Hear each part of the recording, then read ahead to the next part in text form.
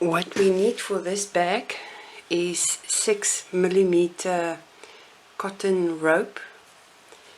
We need a 4mm needle, crochet hook, and then I'm going to use double knit wool.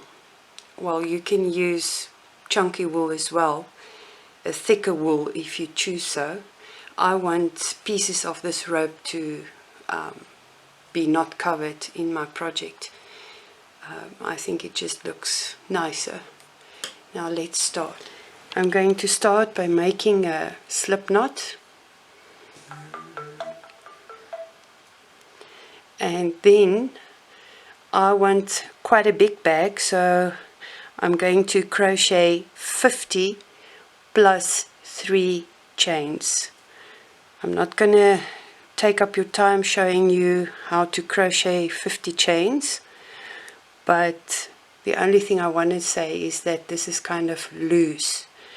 The tension is not too much on it. I think it forms a better bag. I tried it with smaller hooks and a tighter tension, and the bag wasn't that nice, so I'm losing a larger needle to get a little bit looser tension here. I'll come back to you as soon as I've completed the 53 chains. The next thing that I do is I tie a knot in the beginning of this cotton rope. I'll show you how in the end what to do with this. Now we are going to crochet over this cotton rope, and I'm going to start by counting 1, 2, and in the 3rd chain I'm going to put my hook through the 3rd chain, hook it, and then double crochet. I'm going to finish a double crochet, and now I'm just going to continue making double crochets over the cotton rope in each and every chain that I've made. And as soon as I reach the other side or the end of it, I'll show you what I do. Just one thing, I pull this a little bit apart from one another, the stitches, because like I said, I want the rope to show through the crochet work, just to make it more interesting. So as I go, I continually pull. It's only in the first row that you do that.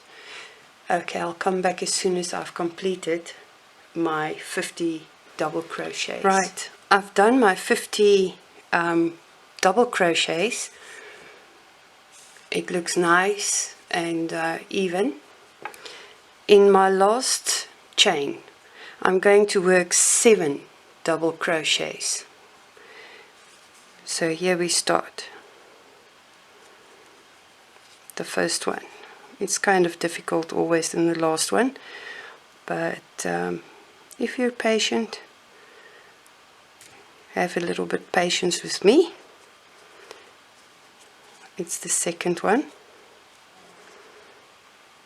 and number 3, and another one, 4, 5, 6, and 7. I just pull it a bit so that it's nice and even all around. I'll pull this later on, not waste your time. I work in this end of the yarn as well. It just makes the finishing off of the project easier. In that loop of the chain of the 50th double crochet, I'm going to start making crochets on the other side all along the 50 crochets. I've reached the other end of the work. I'm back to my starting point. What we do now, oh yes, I've made crochets up until the first crochet, the actual crochet that I did. if you can see this clearly. What I'm going to do now is I pull open the 2 crochets that I started off with, and in here I'm going to make my 7 double crochets to make the turnaround. And I must warn you here, you have to like pull it, otherwise it turns too sharply and big pieces of your rope will show. So this is the second one, third one, and it's starting to turn. 4, 5, 6, and my last one. Now it's easy. I'm just going to make 1 double crochet back to the other end in each double crochet that I've made so far, and then I'll show you how to let it turn nicely and how to start the corners. I've reached the first stitch of the 7 turning stitches. What I do now is I'm just going to crochet 1 stitch in the first stitch, 1, and then in the next one I'm going to make 3 stitches, 3 double crochets into the 1 double crochet, and then a single crochet or a double crochet in the next 3 stitches. So in the next 3, and now I'm going to make the next corner, and I'm going to make 3 double crochets into this 1 stitch. And now it's easy. The corners are starting to form, and on the other side you just do the same. Further on it's only 1 double crochet into each stitch all along. I'm near the end of my row, or at the corner. Let's say I'm near the corner again, and I'm busy with my 3rd row. What I do here is I check and see where I made the 3 stitches into the 1 stitch. So here's the 1st, 2nd, 3rd. What I'm going to do is in this middle of the middle stitch of the 3, I'm going to make another 3 stitches to keep my corners forming in the rows to come. And then I'm going to make 1, 2, 3, 4, and 5 double crochets in the next 5 stitches. Now I'm again at the center stitch of the 3 double crochets that I've made. So here again 3 stitches just to keep my corners forming. So it's the 2nd one and the 3rd one, and from there on it's 1 double crochet into each following stitch. You can continue working like this. I usually start forming the sides of my bag once I have 24 pieces of rope or rope lines. Every now and then I put my piece of work flat on a table and pull a little bit to just give the rope a chance to adapt. Otherwise, if you don't do it, your work will start to curl inwards, and that is not what we want. Especially when I'm done with the corners, I push and pull until I can see it forms nicely. I've reached the point that I want to stop for my base of my bag. I just want to show that on each side between the three corner stitches there is 1, 2, 3, 4, 5, 6, 7, 8, 9, 10, 11, 12, 13, 14, 15, 16, 17, 18, 19, 20, 1, 2, 3. Make sure that on both sides there's 23 stitches between the three corner stitches. Right, I've completed the last corner. Work right down the side. What I do now is at the three corner stitches I put in once, don't pull it through, twice, so in my three corner stitches, and then pull it right through, so I'm decreasing, and then I give a little tuck on the rope and I will continue making only one stitch in the following stitches. Oh, sorry, I was off the camera concentrating. So now if you stretch it a bit, you will see it will start to curve upwards. And if you do it with all four corners, only in this row, you make 4 decreases in each corner, and from there on it's just straight upwards, 1 stitch in each double crochet. Okay, I've counted my rows, starting with there is the place where I've made 3 double crochets into 1 stitch to start the sides of the bag.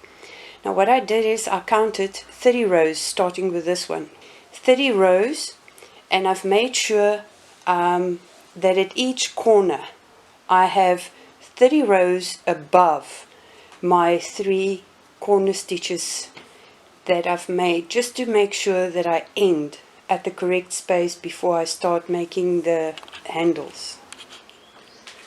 Okay, I've reached the place where I want my handles.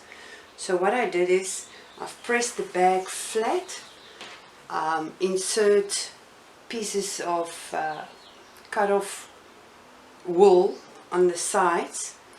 I've counted every stitch, it's 95 stitches across on each side in between these 2 marked stitches, and then I counted from this side 35, and then I've put in a marker, and from that side 35 stitches and put in a marker. So in between these 2 markers where I want my handle is 25 stitches that I'm going to work across for handles to carry the bag with.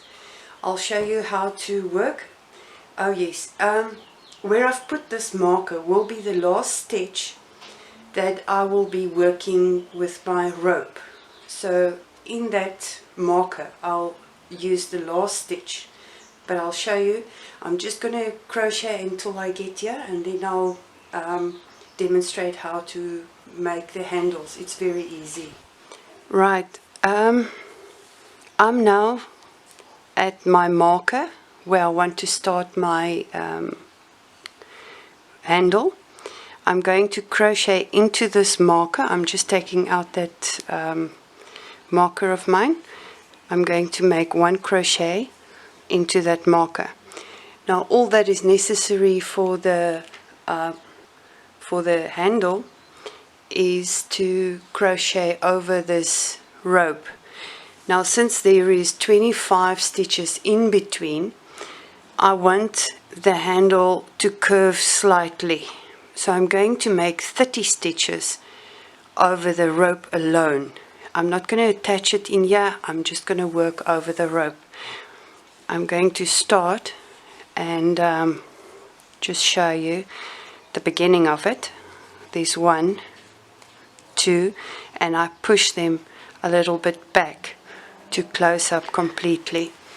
Okay, I've made my 30 stitches over the rope, and the first stitch that I'm going to start in is the stitch in which, I just want to take this away, is the stitch that I've put the marker in. So I'm going to take out that marker of mine and then continue just attaching it, the rope, and straight forward.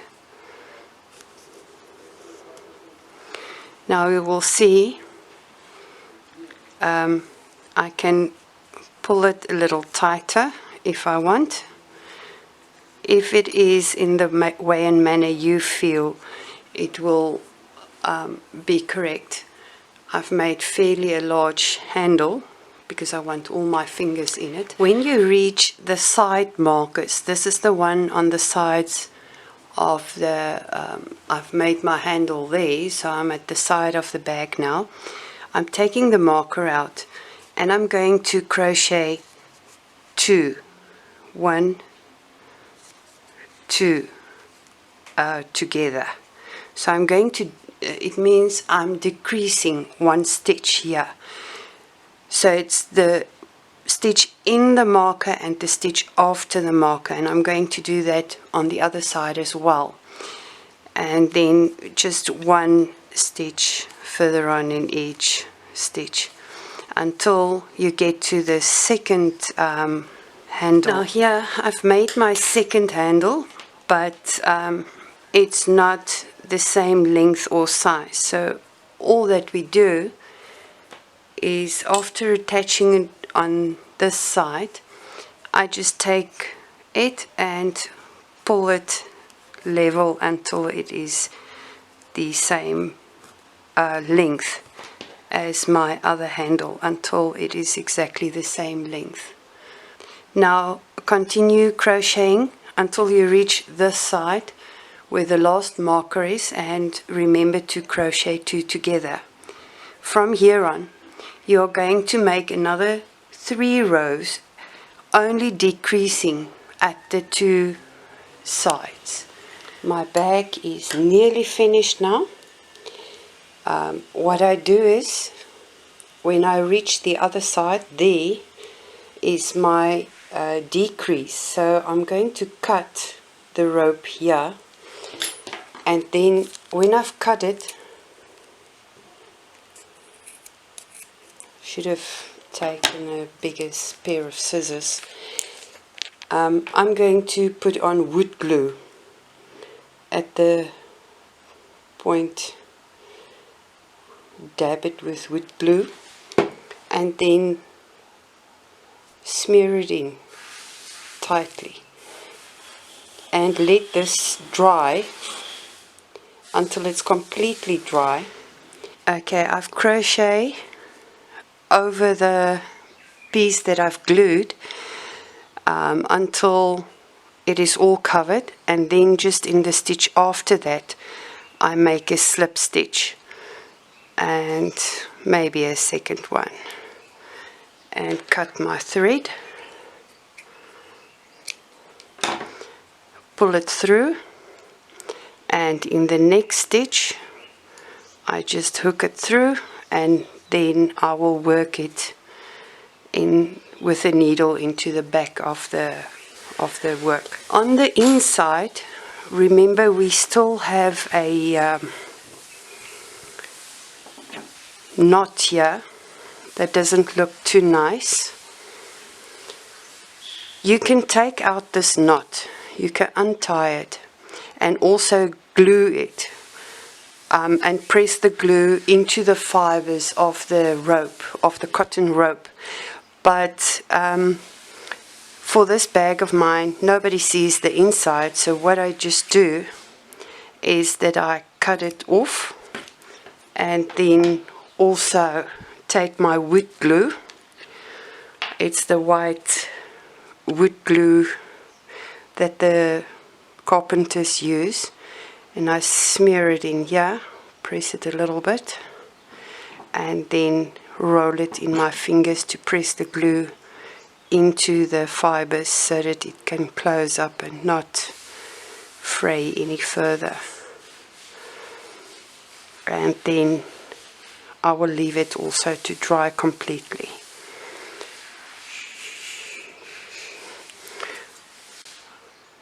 That's it.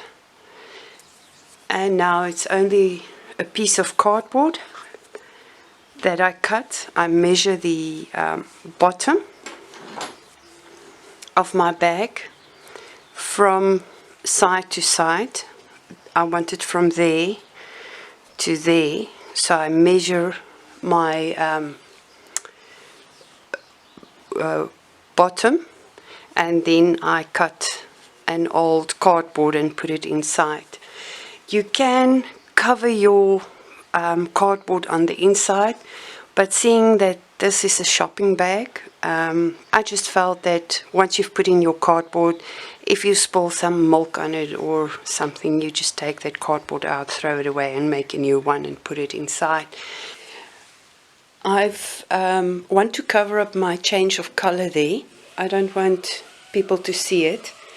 And then I decided to make a little flower. First one is my 8-petaled Irish rose. I'm going to put it on top of that change of color.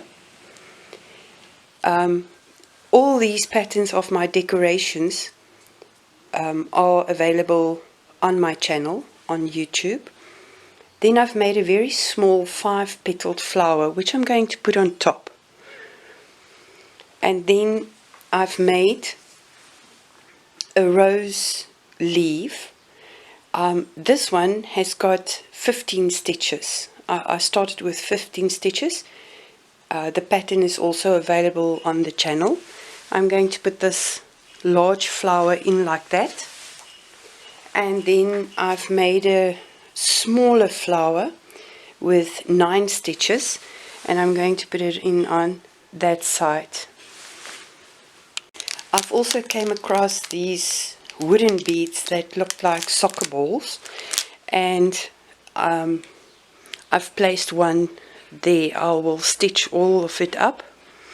I'm going to do this design on both sides of my bag for decorations.